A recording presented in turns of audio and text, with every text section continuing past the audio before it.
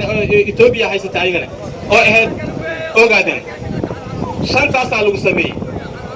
Soomaaliya marka waxaa la raadiyay shanta Soomaali la soo keeno markii maxay dhahan 26 Juun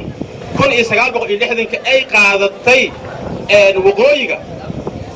afar maalmood kadib ama lix maalmood waxaa qaadatay banaadir qaadatay gobolladan koonfur qaadatay